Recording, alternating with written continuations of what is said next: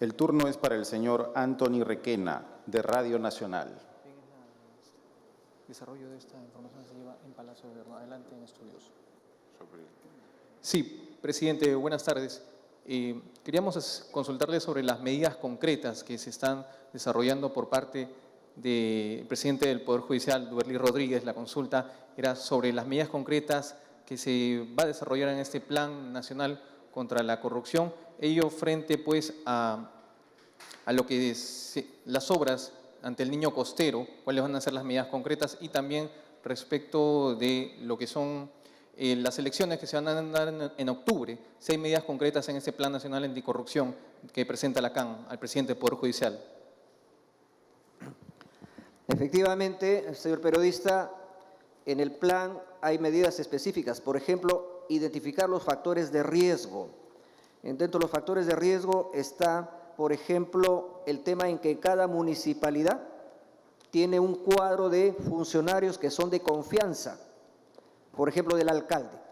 Hay el jefe de logística, de asesoría legal, de planeamiento, etcétera.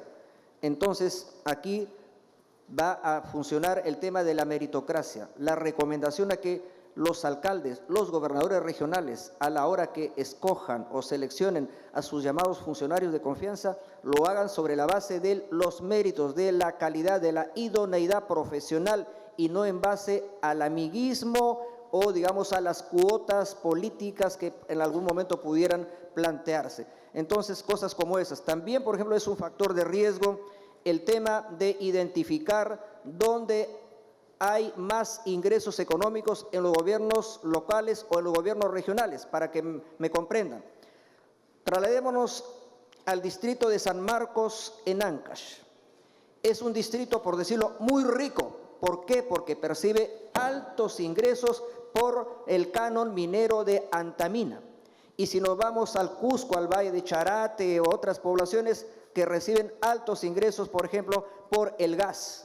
Entonces tenemos que identificar sobre todo los factores de riesgo para que la Contraloría, donde don Nelson Schack ha implementado lo que se llama el control concurrente y donde desde la sociedad civil podamos implementar las veedurías ciudadanas, por ejemplo en Piura, las universidades con los alumnos, porque no vamos a incorporar a más trabajadores con sueldo, no, de manera así prácticamente desinteresada, ellos van a hacer veeduría ciudadana. Entonces, eso se llama voluntariado, trabajo voluntario de fiscalización y de participación de la sociedad civil. Varios temas, señor periodista, están contenidos en este plan, el tema de la declaración jurada de intereses, el tema de las reformas legislativas, como por ejemplo introducir normas en la ley electoral o en el propio Código Penal, es un tema ya que se debatirá en su momento por el tema del financiamiento ilegal de los partidos. Todo eso está contemplado en este plan que, como lo ha dicho el señor presidente de la República, abarca un corto periodo de 3 años, entre el año 2018 y el 2021 para el bicentenario, pero ya vamos a tener un instrumento, una herramienta en base a la cual trabajar. Y también estamos reactivando, ya hemos reactivado la mayor parte de comisiones regionales anticorrupción y por eso es que en algún momento de repente sea necesario un GORE anticorrupción, así como el GORE que están realizando hoy día el señor presidente con los gobernadores regionales para ver el tema de la reconstrucción del niño costero y los otros temas que son propios, digamos, de los gobiernos regionales y el gobierno central. Pero también tiene que haber reuniones regionales o locales donde el tema central o de la agenda sea el tema anticorrupción. El turno para la periodista Liliana Rojas, de La República. Sí, buenas tardes. Mi pregunta era, creo que todo plan siempre tiene lo que se llaman las metas, los objetivos y un plazo determinado. Y la preocupación era porque la etapa de reconstrucción tiene que ser sí o sí, sobre todo en el norte, donde hay proyectos, obras que tienen que ejecutarse antes de que venga el periodo de las lluvias. Yo quisiera saber si para eso se va a acelerar los plazos y qué participación van a tener los gobernadores regionales en estas obras. Y si me podía confirmar, ¿son 3 años para poder ejecutar todo el plan o son 3 años para concretar una parte nada más del plan? A ver, si me permiten, yo no voy a contestar de manera directa porque no está dentro de mis atribuciones lo que usted ha preguntado, yo voy a ceder solo la palabra, creo que al señor presidente del Consejo de Ministros, que está trabajando directamente este tema. Señor Villanueva. Gracias. A ver, con la misma velocidad que nuestro presidente ha manifestado el interés de aprobar en el próximo Consejo de Ministros este decreto supremo, nosotros desde las 7 de la mañana estamos trabajando con los 25 gobiernos regionales, 19 ministros, incluido el presidente de la República, en esta ronda. Hemos dejado un rato porque los equipos regionales siguen trabajando, pero a estas alturas, a estas horas, ya hemos aprobado cerca de 102 proyectos por un monto de 1.340 millones de soles. Esa velocidad implica que nosotros no es que vamos a hacer una carrera loca. Necesita velocidad la zona, especialmente del área de la reconstrucción con cambios. Necesita velocidad, eficiencia y transparencia. Para eso hemos invitado esta mañana a nuestro Contralor de la República para que él pudiese dar algunas orientaciones a los gobiernos regionales, independiente de la tarea que con el control concurrente está haciendo en determinados proyectos y zonas. Y vamos a articular un sistema muy coordinado de los controles que tenemos que hacer en este proceso. Por eso es que necesitábamos convenir con los gobiernos regionales, que acá está el presidente de la Asamblea Nacional de Gobiernos Regionales, Lucho Valdés, en representación de todos los gobiernos regionales, este compromiso.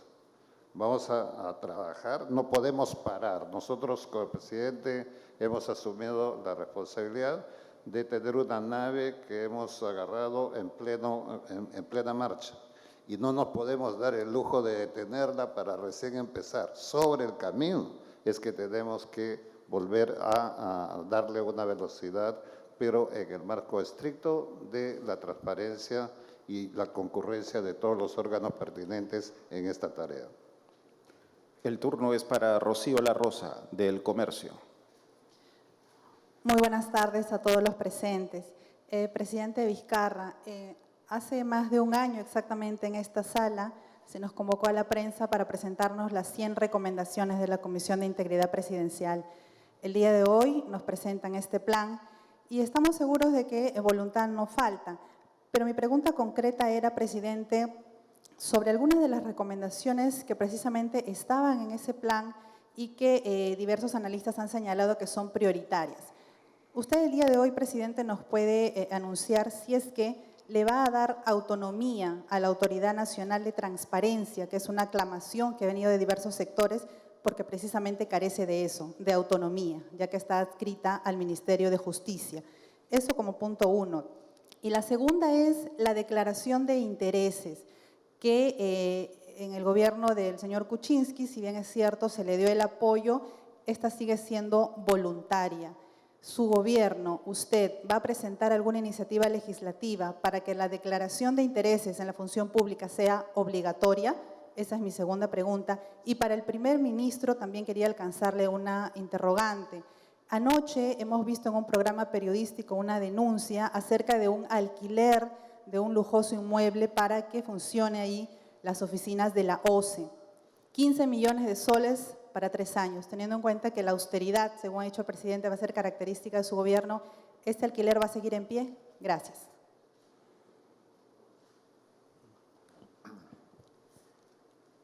Las recomendaciones de la Comisión de Integridad precisamente están recogidas en este Plan Nacional de Integridad y Lucha contra la Corrupción, pero ya están sistematizadas para que sean aplicadas administrativamente en todos los actos y procedimientos del Estado.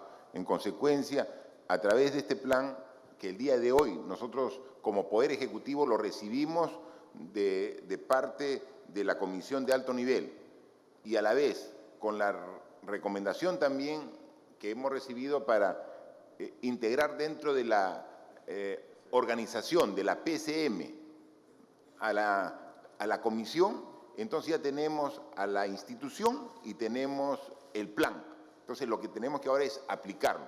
En consecuencia, esas recomendaciones que podían ser muy buenos deseos, pero que no había el mecanismo administrativo de aplicarlo, ahora ya se lo ha hecho. Ya tenemos el mecanismo administrativo para aplicarlo, y así va a ser. Continúa.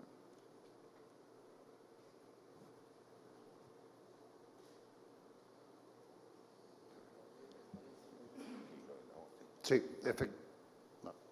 perdón. Sobre el tema, la declaración de interés, todos los ministros, los funcionarios, sin que esté establecido que es una obligación, lo hacemos.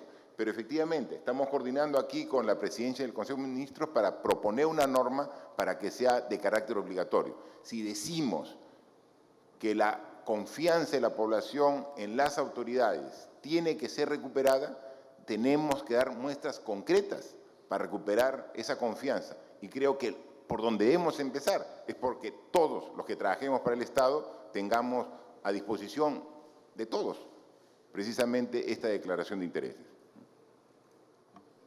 Sobre el tema del alquiler de los 15 millones, concretamente de la OCE, pero que además no era solamente la OCE, sino habían otras organizaciones del sector público allí.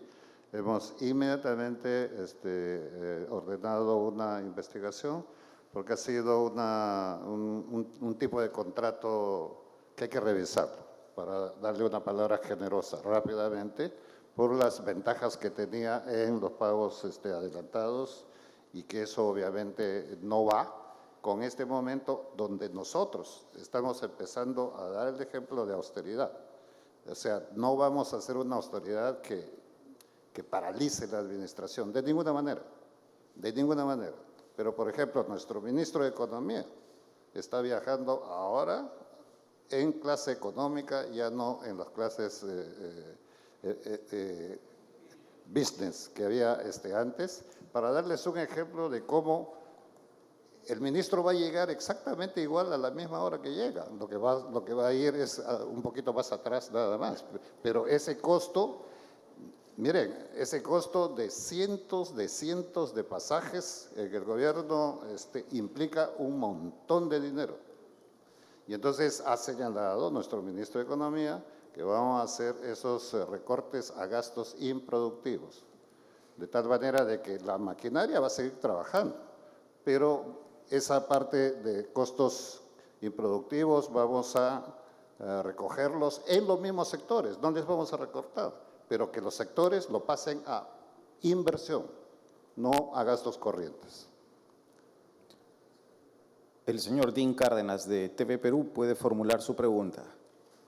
Buenas tardes. Para el presidente del Poder Judicial, con respecto al Plan Nacional de Integridad y Lucha contra la Corrupción, puntual, ¿en qué se va a diferenciar de otros documentos similares que planteaban precisamente la lucha contra este flagelo?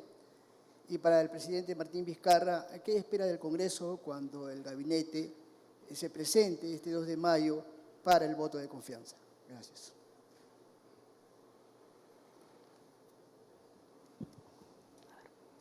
Bien, creo que el turno me corresponde a mí primero. La pregunta es un poco pesimista. ¿Cuál sería la diferencia entre este plan y los anteriores planes? Que más anteriormente no ha habido planes. A lo que se ha aprobado el año pasado, porque así lo disponía la ley que creaba la CLAN, era la Política Nacional de Integridad y Anticorrupción. Pero la política es algo un poco etérea, o sea, algo de objetivos, de largo alcance, un poco lírico. Teníamos que traducirlo eso en un plan, porque el plan tiene acciones específicas. Por ejemplo, tiene 3 ejes. El eje de prevención, varios puntos para decirles uno. El tema, por ejemplo, de la incorporación del Ministerio de Educación para que produzca programas escolares anticorrupción.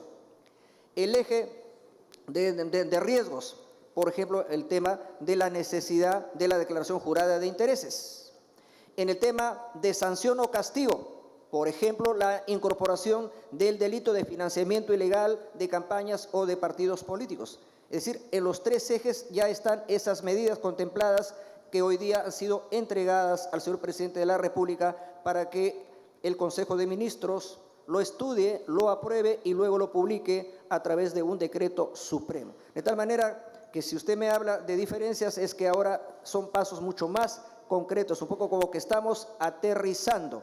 ¿Por qué? Porque las acciones necesitan ser prácticas y como lo ha dicho el presidente, tenemos que pasar a la acción y eso es lo que estamos tratando de hacer, pero sabiendo qué es lo que vamos a hacer en un plazo de 3 años. Eso es lo que estamos haciendo y entregando esta tarde. Presidente. Gracias. El 2 de mayo, el presidente del Consejo de Ministros y todo el gabinete se presentará ante el Congreso de la República para pedir el voto de confianza a este gabinete ministerial. Irá con una presentación del planteamiento de lo que esperamos lograr con los objetivos que nos hemos propuesto como gestión. Esperamos una discusión alturada sobre esta propuesta, un debate de ideas con quizás incluso propuestas para complementar y, de ser el caso, mejorar el plan que nosotros llevemos. Pero lo que esperamos es un ambiente de trabajo poniendo al Perú primero. Eso es lo que esperamos, que el Perú sea el referente en las intervenciones de todos los congresistas, tanto de respaldo a la propuesta que lleva el Premier, como también de ser el caso de aportes para nosotros recogerlos en este plan de trabajo que es lo que requiere la aprobación del Congreso. En consecuencia, vamos, como son nuestras acciones, con optimismo, porque creemos que llevamos un plan concreto, detallado, para lograr una mejora en el nivel de vida de todos los peruanos. Última pregunta, a cargo de Iván Atilano Velázquez de Perú 21. Buenas tardes.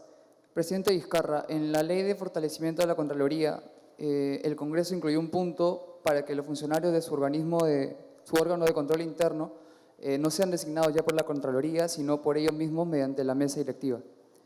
Esta medida, bueno, ha sido bastante criticada y quería saber cuál es su opinión y si no considera que este es un punto como retroceso en la lucha contra la corrupción. Gracias.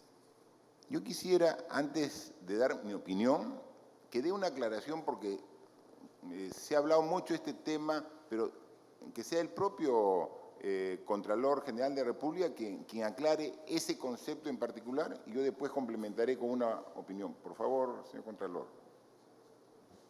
Sí, señor presidente, señor periodista. Efectivamente, tal como viene sucediendo hace más de 2 décadas, el Congreso, como primer poder del Estado, tiene autonomía.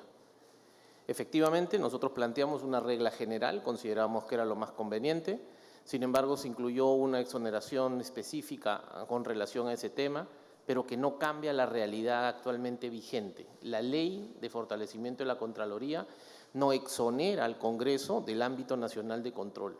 La Contraloría sigue trabajando, viendo una serie de denuncias que han llegado a nuestro despacho. De hecho, hemos convocado ya, hemos acreditado una serie de comisiones para ver el tema, por ejemplo, de la priorización de los proyectos, como lo estamos haciendo en el Ministerio de Economía y Finanzas y en todos los gobiernos regionales y en todos los ministerios hasta fines de este mes, de tal manera de que, si bien es cierto, en el uso de sus autonomías, el Congreso de la República, dada la normatividad vigente, designa a través de la mesa directiva a su propio jefe de oficina de control interno, eso no significa que esté fuera de la esfera del control que ejerce como ente rector del Sistema Nacional de Control la Contraloría General de la República.